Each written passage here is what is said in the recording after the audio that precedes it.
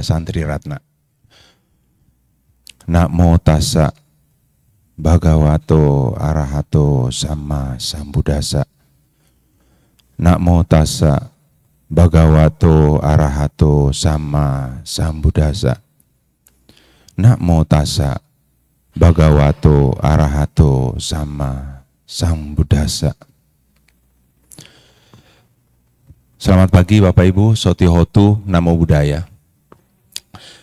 Kita masih dalam suasana Imlek, jadi saya ingin menyampaikan selamat tahun baru Imlek untuk kita semua. Kongsi Singfu, saya baru-baru dengar dikasih ucapan Kongsi Singfu. Ya, daripada Kongsi Fatcai katanya, sudahlah Kongsi Singfu, selamat semoga bahagia. Dan juga Bapak Ibu, kita juga baru selesai pemilu, kita semua berdoa, berharap mudah-mudahan ke depan ini aman-aman saja, ya, damai, supaya kita bisa tetap melanjutkan aktivitas kita sehari-hari. Ya, ini repot sekali masalah politik, karena ya seperti adik-adik, bapak-bapak dan ibu-ibu tahu semua pembicaraan hanya masalah politik saja. Seolah-olah ketemu orang bisnis pun masalah politik, ketemu orang, saya ada grup para pandita, ngomongnya juga masalah politik. Repot, apalagi orang beda pilihan. Tapi ada yang aneh, kalau kita beda pilihan agama, orang bisa bertengkar. Beda pilihan presiden juga bisa bertengkar. Beda pilihan sekte juga bisa bertengkar. Tapi kalau beda pilihan istri, beda pilihan makanan, beda pilihan baju, itu tidak bertengkar kita. Ada apa? Karena pada saat memilih itu, kita ingin juga orang lain ikut kita. Kita ingin menang gitu. Orang lain harus ikut kita supaya kita bisa sama-sama menang. Jadi kalau kita sudah mau orang lain ikut kita, itu yang repot. Pasti akan bertengkar.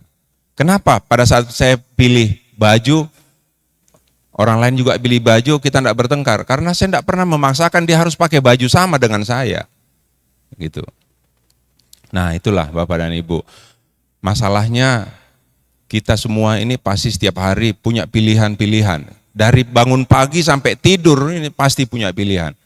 Dan tidak mungkin pilihan-pilihan itu, apalagi kita hidup dalam masyarakat, ya harus bertengkar dengan orang karena beda pilihan.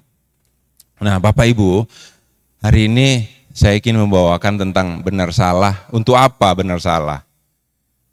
Ada satu masalah besar yang dialami oleh sebagian orang saat ini, bahwa di dalam dunia media sosial saat ini,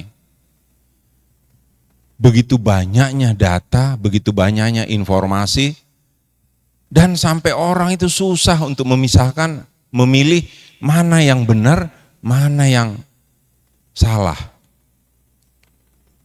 Sangat sulit. Anda sendiri bisa coba membayangkan.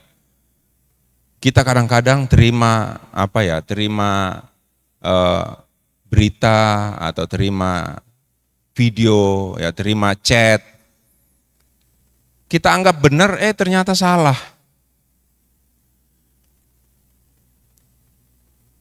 Ada juga yang kita anggap salah, ternyata benar. Termasuk dalam pilihan, termasuk pilihan presiden, pilihan caleg. Kita anggap bagus, orang lain anggap tidak baik. Orang anggap ini salah, tapi orang lain anggap benar, gitu. Sebenarnya gimana sih mengenai benar salah ini? Nah, Bapak Ibu, Sang Buddha pernah bilang, jangan mempercayai segala sesuatu itu, jangan mempercayai ya kebenaran segala sesuatu itu hanya karena kabar-kabar burung, ya. Ya, kalau istilah sekarang jangan hanya dengar karena masalah chatting lah gitu ya. Jangan dengar jangan mempercayai segala sesuatu itu hanya karena dia tertulis di kitab suci. Jangan percaya karena itu hanya tertulis disebutkan atau diucapkan oleh para guru-guru yang terkenal misalnya. Sang Buddha bilang, tapi kamu harus observasi, harus menganalisis, lakukan itu sendiri, dan kalau Anda bisa melihat kebenaran di dalamnya, dan ada manfaatnya, maka terimalah dia sebagai kebenaran. Nah, masalah besarnya muncul di gimana caranya kita mengobservasi. Ini kan masalah ya. Sekarang Anda dikasih data, lalu Anda disuruh mengobservasi data ini. Ini benar enggak? Gimana caranya mengobservasi? Gimana caranya menganalisis? Nah, Bapak Ibu, ada beberapa hal yang kita pakai. Jadi manusia ini punya instrumen untuk menentukan atau memutuskan satu hal. Yang pertama yaitu berdasarkan wedana. Wedana itu berdasarkan perasaan. Banyak orang memutuskan benar salah itu karena suka dengan tidak suka. Itu saja. Kenapa sih Anda pilih presiden ini? Hasil survei mengatakan 67% umumnya karena suka tidak suka. Dia tidak pusing, visi misinya apa enggak begitu peduli. Kamu tahu orangnya, saya hanya dengar dan saya suka orangnya. Cara ngomongnya baik, ngomongnya pinter gitu. Akhirnya dia suka. Jadi kita menentukan pilihan, menentukan ini benar atau ini salah hanya karena kita suka. Karena masalah perasaan, wedana. Kemarin saya lakukan perjalanan ke Thailand. Hampir semua guru-guru terkenal itu, guru-guru meditasi, saya tanya kenapa bisa terkenal? Jadi yang terkenal itu enggak banyak di Thailand. Dia bilang 2 aja Pak yang terkenal di Thailand itu, guru-guru terkenal. Apa itu? Dia bilang, yang pintar bicara, bisa mempengaruhi orang, dan yang punya kesaktian, dia bilang. Punya power. Kalau kita ini punya power lah ya.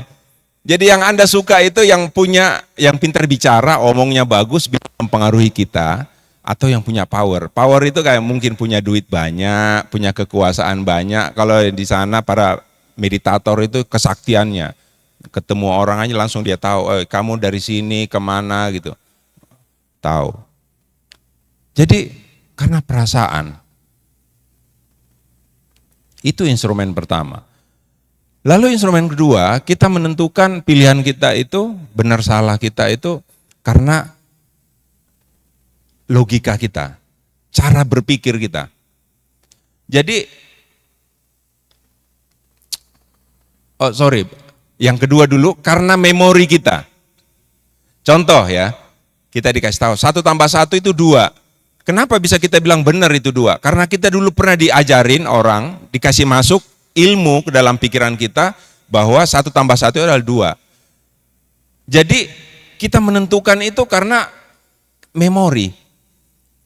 Jadi orang-orang yang menentukan presiden mana yang bagus, mana yang tidak, ini salah, ini benar, tergantung chat apa yang paling banyak dia baca. Jadi ada orang, Pak saya pilih si ini, kamu suka itu? Iya. Kamu paling banyak dapat berita apa? Ya berita tentang itu, tentang yang berita bagus tentang itu. Karena beritanya bagus, banyak mengandung memori di dalam pikiran dia, akhirnya dia menentukan sesuai dengan apa yang dia tahu. Jadi kita menentukan benar salah itu karena memori kita. Memori, sanya. Ya. Jadi memori itu menentukan kita, ya kalau memorinya salah, keputusan kita salah pasti. Seandainya orang bilang 1 tambah 1 diajarkan dia adalah 3, diajarkan gitu, maka walaupun kamu bilang 2, dianggap itu salah. Nah seperti contoh, tadi ngomong-ngomong di luar dengan Pak Freddy, Pak saya dulu pernah ditegur gara-gara saya ngomong sesuatu yang benar di kelenteng, akhirnya dia dimarah-marahin di kelenteng. Karena menurut kita itu benar, tapi menurut dia salah. Karena apa menurut dia salah? Karena memori yang sudah ditanamkan oleh sejak dulu-dulu orang-orang di kelenteng itu seperti itu. Gitu. Jadi yang dianggap benar itu adalah sesuai dengan apa yang pernah dia tahu atau apa yang pernah dia dapatkan. Itu yang kedua. Nah, yang ketiga itu adalah daya analisisnya. Jadi banyak hal-hal yang kita putuskan itu, ya ini banyak tergantung, bukan dari memori, karena tidak ada, saya pernah pelajarin ini. Untuk menentukan ini benar salah ini, Harus pakai analisis, pakai logika, pakai nalar gitu, pakai rasio. Nah, orang-orang punya cara berpikir seperti itu disebut pakai sangkara. Sangkara itu cara berpikir. Nah, dia mulai dikasih data, dia mulai berpikir, oh ini salah, ini benar. Setelah dia dia pertimbangkan. Tidak ada dalam memori dia, tetapi ya dari cara dia berlogika gitu, akhirnya diambil keputusan. Udah, ini yang benar, ini yang salah. Nah, itu tergantung dari apa? Tergantung dari kecerdasan dia. Tergantung dari kecerdasan. Tergantung dari cara dia mengolah pikiran dia, benar enggak? Gitu. Tergantung juga dari algoritma pikiran dia, gitu ya. Tahu ya algoritma. Karena kita nih semua orang ini punya algoritma berpikir. Jadi kalau dia masuk ini, dia kemana dulu, lalu akhirnya keluarlah hasil. Dari cara berpikir kita. Nah, Bapak Ibu, semua ini adalah kebenaran karena kemampuan kita, daya pikir kita. Ada satu cara berpikir atau ada satu kemampuan kita untuk menentukan kebenaran itu yang memang dimiliki oleh orang-orang spesial saja. Apa itu? Yaitu orang-orang yang bisa melihat. Gimana bahasanya? Ya, dia bisa melihat apa adanya gitu. Dengan kejernihan batinnya. Jadi bukan dengan, kalau kemampuan logika berpikir kita itu hasil ajaran kita, memori kita hasil orang taruh ke kita, perasaan kita ya lebih-lebih. Tapi ini adalah kejernihan dia melihat. Orang-orang begitu adalah orang-orang yang punya kesadaran bagus, mindfulness-nya bagus, kekotoran batinnya kurang, sehingga menurut Dewa Brahma bilang, dia hanya punya sedikit debu di matanya. Sehingga apapun ditanya, dia bisa melihat dengan baik. Jadi, para filosof dulu, orang-orang dulu, kalau kita lihat ya, ahli-ahli dulu, penemu-penemu dulu, orang-orang yang cerdik, cendekia dulu, itu kebanyakan adalah orang-orang pemikir, kayak Socrates misalnya, lalu Leonardo da Vinci misalnya. Dia itu pemikir saja, tapi dia pemikir yang bisa ciptakan pesawat, bisa bikin anatomi tubuh misalnya. Dia pemikir gitu. Jadi orang-orang dulu itu adalah orang-orang spiritual yang menjadi orang matematik itu orang-orang spiritualis. Jadi mereka bisa melihat itu apa adanya. Nah, ini di luar logika, di luar rasio, di luar memori dia. Tapi betul-betul dia bisa melihat itu dengan kejernihan berpikir. Nah, Bapak dan Ibu, di antara 4 cara melihat ini tentu kita mau yang paling terakhir. 4 ya, yang keempat. Nah, tapi untuk mencapai itu adalah tentu dengan latihan. Ya, orang-orang yang rajin bermeditasi, ya, lalu sering melakukan perenungan, konsentrasi, meditasi, batinnya akan lebih bersih dan bisa melihat lebih jernih. Orang-orang yang punya memori banyak bagus, ya, punya cara berpikir juga bagus, ya itu tentu sangat bagus. Tapi harus disertai dengan kejernihan hati untuk melihat. Dan kecerdasan manusia yang tertinggi itu ada di kesadarannya. Winyana, kesadaran. Jadi di antara 4 tadi, itu yang terakhir tadi yang saya sampaikan, winyana, itu kesadaran, itulah dalam spiritualisme itu dikatakan bahwa itulah sebenarnya adalah kecerdasan manusia yang tertinggi, di kesadaran. Makanya dalam semua gambaran pernah ada lukisan, tertinggi di atas itu adalah kesadaran. Kesadaranlah yang membuat semua ini bisa bekerja. Dengan kesadaran, memorinya bisa ditangkap, bisa dipakai. Dengan kesadaran juga, logika berpikir kita jalan dengan kesadaran. Dengan kesadaran juga, orang-orang bisa lebih mengendalikan perasaan atau wedana. Jadi kesadaran itu, orang bilang itulah raja dari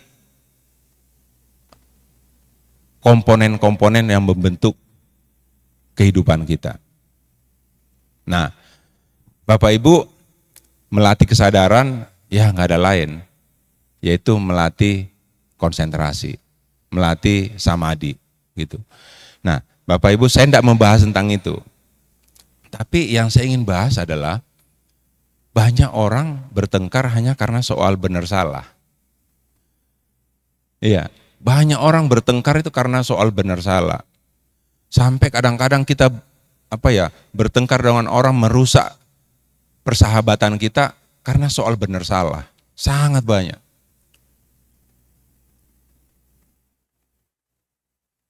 Pernah ada perdebatan seperti itu di mana-mana saya pernah lihat, akhirnya hubungan menjadi renggang hanya soal benar salah saja. Lalu setelah mereka berdebat benar salah, saya bilang untuk apa, saya bilang. Ternyata hanya untuk bagaimana egonya itu bisa menang.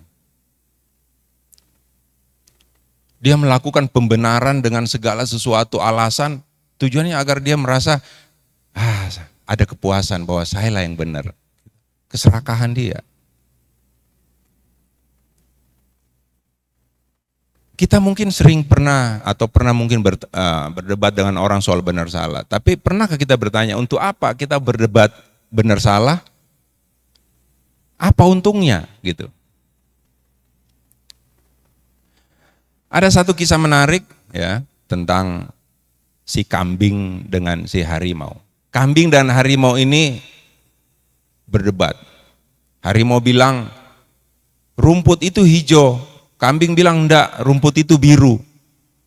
Mereka bertengkar sampai kambing bilang, saya yakin sangat benar, rumput ini biru. Dan saya berani bertaruh, dia bilang. Kalau saya kalah, silakan saya disate saja. Gitu. Kambing itu. Silakan saya disate. Ya, dua orang bertengkar kan susah. Mana yang benar, mana yang salah. Harus ada jurinya. Akhirnya dua makhluk ini pergi menghadap ke hakim. Mereka datang lalu menghadap si hakim, lalu mereka menceritakan tentang perdebatan mereka. Lalu setelah hakim dengar begitu, langsung hakim putuskan. Dia menghukum si harimau. Loh, langsung harimau protes, kenapa saya dihukum? Rumput itu kan hijau, gitu. Tapi hakim tetap menghukum si harimau. Lalu setelah kambing itu dengan senang gitu ya pergi keluar dari ruang sidang, dipanggillah si harimau. Bilang, lalu harimau tetap ngotot. Hakim, kamu ndak adil. Kenapa kamu ndak adil? Karena kamu udah tahu ini rumput itu hijau. Hakim bilang, saya menghukum kamu bukan soal benar salah, saya bilang. Saya menghukum kamu ini karena kebodohanmu. Yang pertama, dia bilang, kamu ini menghabis-habiskan waktumu untuk membahas untuk hal-hal yang tidak penting seperti ini. Kamu habis waktu, kamu udah tahu hijau, tapi kamu masih membuang waktu untuk ini. Gitu. Lalu yang kedua, kalau saya putuskan kamu benar, ini temanmu si kambing, itu jadi sate, dia bilang mati. Kamu rela enggak gara-gara itu temanmu ini mati, dia bilang. Itu ya, itu yang kedua. Hanya karena perdebatan ini, kamu harus korbankan temanmu. Hidupnya lagi yang harus kamu korbankan. Yang kedua. Lalu yang ketiga, kamu dengan berdebat begitu, artinya kamu sendiri tidak percaya, kamu tidak yakin sama kebenaranmu yang kamu sudah tahu hijau. Kamu masih berdebat sama orang, malah bawa ke hakim. Ya, kamu tidak yakin bahwa kamu benar. Dan yang keempat hakim bilang, kamu ini kasih buang-buang waktu saja. untuk saya. Kamu buang-buang waktu saya untuk mengadili hal-hal yang sepele seperti ini. Coba. Akhirnya harimau itu sadar dan dia menerima hukumannya akibat kebodohannya. Gitu. Nah, itulah Bapak Ibu, bayangkan. Perdebatan soal benar salah.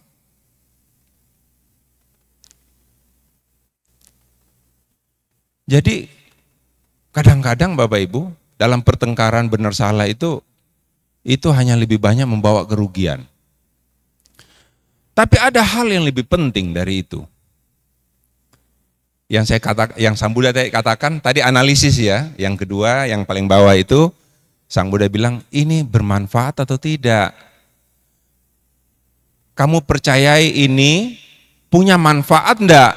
Setelah kamu analisis, kamu observasi, nah itu tadi cara observasi ada 4. Lalu setelah kamu observasi, bermanfaat enggak? Si harimau tadi dihukum karena dianggap tidak bermanfaat, hal-hal yang tidak penting, benar salah itu. Apa bedanya antara benar dengan baik? Baik itu adalah kebenaran yang bermanfaat.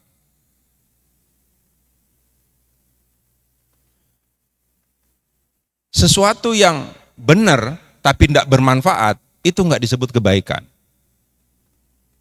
Contoh misalnya, hukum anicca, bahwa segala sesuatu ini berubah, itu kan kebenaran, hukum kebenaran. Tapi dia hanya benar. Kalau Anda tidak bisa memanfaatkan dengan baik itu, maka hukum anicca tidak menjadi kebaikan untuk kamu. Hukum karma itu benar. Tapi kalau kita tidak bisa memanfaatkan atau tidak bisa menyadari hukum karma itu dengan baik, dia tidak bisa menjadi kebaikan untuk hidup kita. Jadi benar itu ditambah dengan manfaat, itulah menjadi kebaikan. Nah, cuma antara benar dengan baik, kadang-kadang kita susah sekali membedakan. Karena apa? Kebaikan itu kan berarti sesuatu yang bisa kita manfaatkan. Nah, ini tergantung dari kemampuan kita. Anda mampu tidak memanfaatkan? Contoh misalnya, ada pelajaran penting, Anda bisa manfaatkan dengan baik, itu jadi kebaikan. Lalu suatu saat Anda mendapat sesuatu yang tidak baik. Contoh misalnya, Anda kehilangan duit. Ya. Setelah Anda kehilangan duit, respon kita kan 2. Kita menjadi sedih, dia kehilangan duit itu menjadi ketidakbaikan untuk kita. Kita susah makan, selalu teringat gitu. Karena kita salah taruh duitnya. Kenapa orang bisa menderita dengan kehilangan duit? Karena duitnya salah taruh katanya. Dia taruh di mana duitnya? Dia bukan taruh di bank, dia bukan taruh di dompet, tapi dia taruh di pikirannya. Sehingga pada saat hilang, pikirannya menderita gitu. Nah, dari kehilangan duit itu, dengan kita punya respon yang berbeda, kita juga bisa dapat manfaat yang berbeda. Jadi duit hilang belum tentu tidak baik, bisa aja menjadi baik. Akhirnya kita belajar melepas, kita belajar keikhlasan gitu, belajar kerelaan, bermanfaat. Jadi sampah pun yang orang anggap tidak baik, itu bisa jadi pupuk yang bermanfaat, tergantung Anda mengolahnya sampah itu. Jadi susah sekali untuk mengatakan baik atau buruk, sangat sulit. Anda mungkin bisa dibilang, itu orang menipu saya, dia bohongin saya, dia mencela saya. Itu urusan orang, dia mencela kita, dia membohongi kita. Tapi baik atau tidak tergantung kita. Anda pernah dibilangin pembohong, ya misalnya. Tetapi mungkin dari orang bilangin Anda pembohong, Anda banyak introspeksi. Ya, dia menjadi kebaikan untuk Anda. Coba lihat. Dari hal buruk. Orang pergi, tadi ada satu teman mau ke wihara, Pak, saya sorry nggak bisa ke wihara. Kenapa? Ban saya kempes. Ini lagi karma buruk. Saya bilang, belum tentu. Belum tentu karma buruk. Mungkin saja ada hal-hal baik yang terjadi. Kalau kamu terus mungkin dapat celaka atau apa. Nggak ada yang tahu. Ya, nggak ada yang tahu. Ini pernah kejadian. Di Singapura ada tempat perjudian. Di apa? Di Sands Bay itu apa namanya? Marina Sands Bay. Lalu ada orang pasang itu saya kasih ada orang lagi main judi di situ. Saya bukan ajarin orang Anda main judi, hanya ceritakan aja orang main judi di sana. Lalu orang itu dia pasang nomor 32. Dia pasang semua uangnya di nomor 32. Dia pasang semua duitnya. Ada ratusan juta dia pasang semua. Lalu ternyata setelah roulette diputar, yang naik nomor 32, menang besar dia. Orang-orang tanya semua, kenapa kamu begitu berani pasang nomor 32? Gitu. Dia pasang langsung, semua duitnya dipasang di nomor yang satu, nomor 32. Dia bilang, tadi malam saya mimpi. Dia bilang, mimpi apa? Dia bilang, tadi malam saya mimpi, saya lihat ada angka 8, 3 kali muncul angka 8. 3 kali muncul angka 8. Karena semalam itu saya sudah pikir, besok saya mau pergi main judi, dia bilang. Jadi dikasih mimpi angka 83. Dia bilang, iya tapi kenapa kau pasang angka 32? Iya kan, 3 kali 8, 32. Saya pasang 32. Dia bilang, salah. 3 kali 8 itu 24. Dia bilang, enggak apa-apa lah salah, yang penting saya udah menang. Coba bayangkan kisahnya nih. Ini orang salah hitung. Kesalahan ternyata membawa kebaikan untuk dia. Jadi benar salah ini apa gunanya? Yang paling penting kan baik buruk. Ini kebaikan dia dapat dari situ. Nah, Bapak Ibu, tapi jangan juga kita terlalu mengatakan bahwa kalau sudah menang itu sudah pasti baik. Karena ya semuanya belum tentu. Bisa aja dia begitu dapat lotre kemarin itu dia pergi belanja, makan apa akhirnya besok stroke, mati juga. Gara-gara dia belanja menang banyak mati akhirnya. Ada orang yang menang lotre akhirnya kena jantung mati. Jadi baik buruk itu susah sekali. Bahkan saya berani bilang baik buruk itu apa ya? Ya tergantung bagaimana respon kita. Enggak ada tuh baik buruk. Tergantung cara merespon kita. Apalagi kalau Anda mengatakan, oh ini orang baik, ini orang jahat, orang buruk ini. Itu lebih parah lagi. Mana ada orang baik? Saya pernah berapa kali masuk ke penjara di sini, di Bolangi, lihat orang. Kenapa masuk penjara, Pak? Saya membunuh tetangga saya. Sampai di situ, orangnya juga baik. Rajin sembahyang di situ, rajin bantu temannya, rajin berkebun gitu. Kalau dia orang jahat, ya kan harusnya jahat semua. Enggak ada lah orang jahat 100%. Orang itu hanya perbuatannya saja yang buruk, perbuatannya saja yang baik. Orangnya campur-campur, kadang jadi baik, kadang jadi buruk. Anda pernah dengar kisahnya Robin Hood yang mencuri?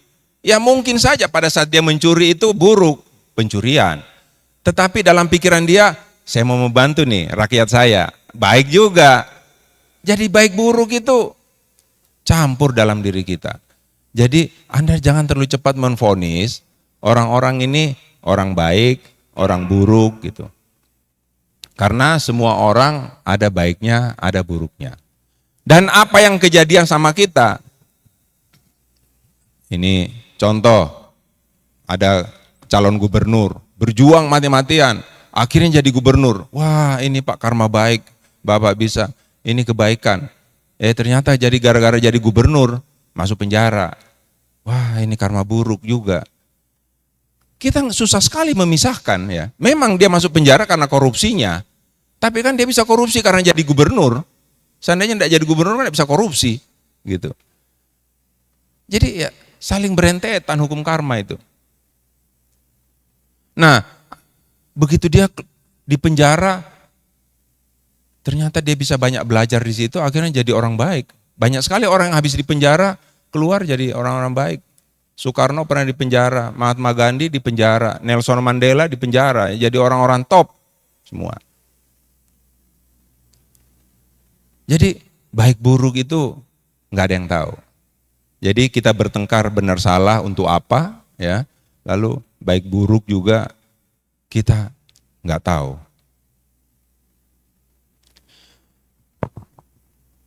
Bapak dan Ibu, orang-orang yang berbuat baik dengan tujuan berbuat baik,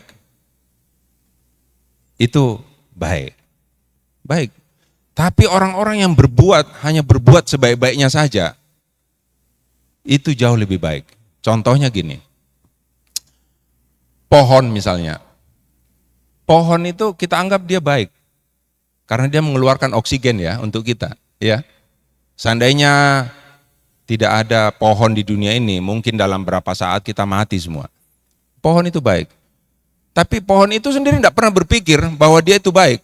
Dia hanya tumbuh saja menjadi pohon yang sebaik-baiknya, mengeluarkan oksigen ya untuk kita, lalu memberikan rindang ya kepada kita. Dia hanya menjadi yang terbaik saja.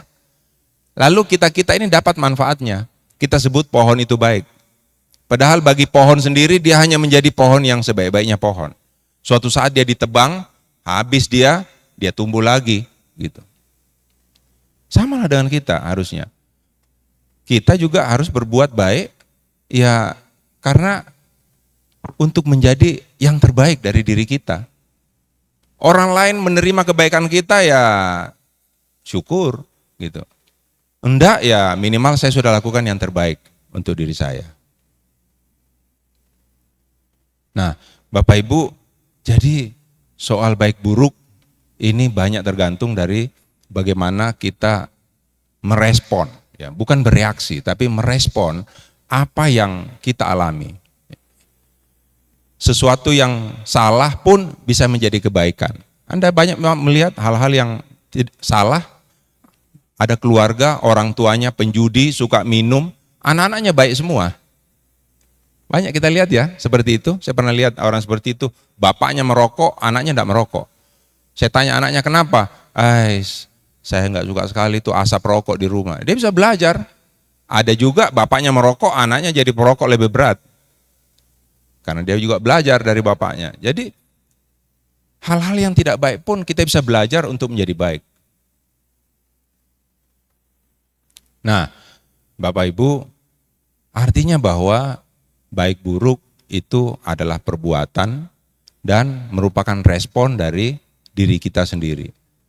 Tanggung jawab kita lah yang membuat ini menjadi baik, ini menjadi buruk. Tanggung jawab kita. Orang lain bisa mencela kita apa saja. Anda bisa dibilangin pembohong lah, Anda bisa dibilangin penipu, Anda bisa dibilang penjahat, itu terserah orang. Tetapi Anda menjadi baik atau tidak, itu tergantung respon Anda sama apa yang Anda alami. Anda menjadi baik dan buruk bukan karena orang lain, tetapi karena Anda punya tanggung jawab sendiri. Dan kebaikan itu memang ukurannya untuk diri kita ya. Sangat sulit sekali saya mengukur orang lain. Contoh misalnya dia menipu saya, apakah betul-betul dia menipu saya? Gitu. Kita mungkin lihat dia menipu kita, tetapi kan belum tentu dia menipu kita. Mungkin penilaian kita saja, kita anggap dia penipu. Tetapi apakah hatinya memang mau nipu kita? Belum tentu. Yang paling bisa menilai itu dirimu sendiri. Orang lain susah kita nilai. Makanya kalau ada orang yang mau menyakiti Anda gitu, lalu terasa dia ini kok mau jahatin kita gitu. Ya Anda tanya dulu, Anda betul-betul bisa melihat hati dia enggak? Bahwa dia punya niat betul-betul menipu Anda, menjahati Anda gitu. Dan untuk apa juga Anda menilai dia jahat atau tidak? Yang penting kan Anda hati-hati, lakukan yang terbaik untuk diri Anda. Gitu. Nah, Bapak Ibu, kita kadang bersahabat tidak bisa menghindari orang-orang yang seperti itu.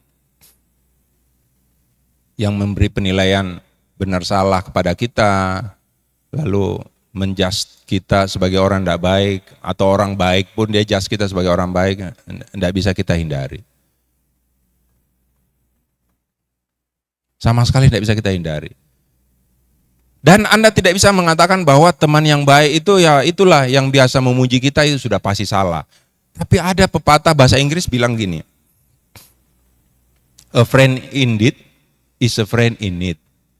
Teman yang baik, teman yang paling baik itu adalah teman di saat kita membutuhkan dia ada. Itu hampir dipercaya pepatah itu sebagai pepatah yang bagus. Padahal itu pepatah yang mengajarkan orang menjadi sangat egois. Karena apa? Dia mengajarkan kita bahwa teman yang terbaik itu adalah teman yang siap membantu kita. Seolah-olah bahwa dia baru menjadi teman yang baik kalau dia itu membantu kita.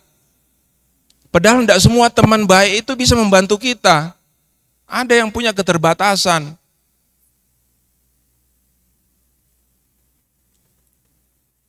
Yang harus kita lakukan adalah kitalah yang menjadi orang baik, menjadi teman yang baik. Menuntut orang menjadi baik itu susah sekali. Menuntut orang harus, dialah teman baik saya karena dia selalu bantu saya dalam kebutuhan. Berarti ini keserakahan kita, ego kita. Saya sangat tidak setuju sekali dengan pepatah itu. Karena itu mengajarkan kita menjadi seorang sahabat yang penuh egois. Harusnya kita ubah pepatah itu. Kitalah yang harus menjadi sahabat baik untuk orang. Itu yang terbaik. Bukan orang lain kita tuntut, harus selalu ada baik untuk kita. Kitalah yang harus menjadi baik, sahabat yang baik untuk orang. Gitu. Nah,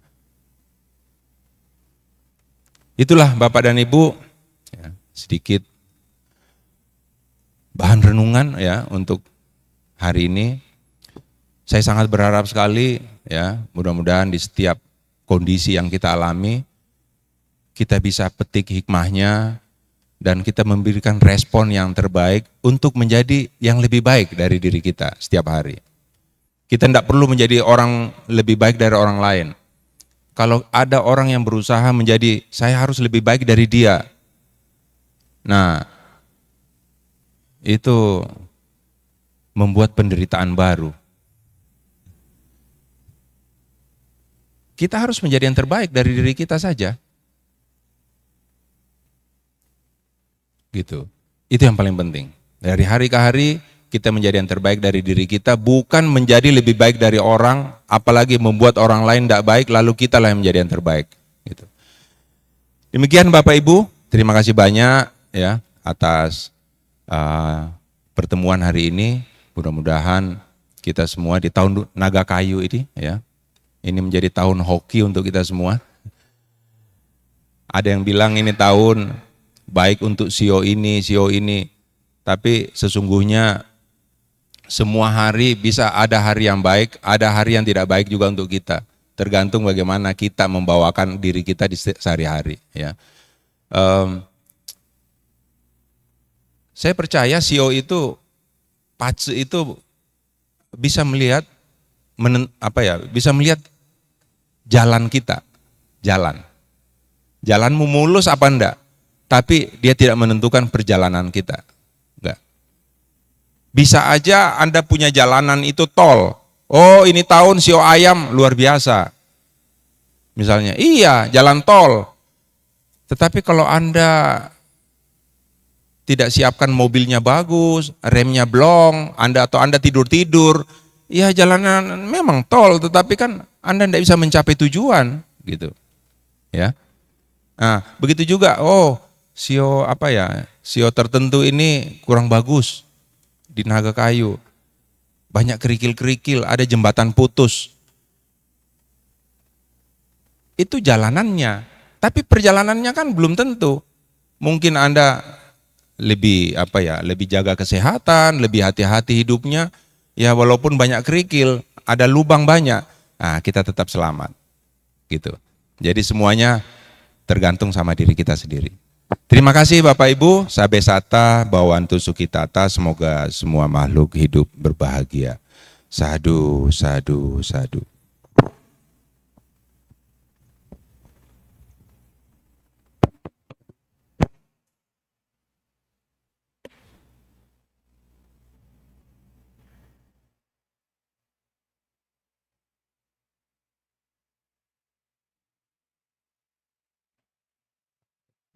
Oh ya, ada sedikit penyampaian Bapak Ibu sebentar.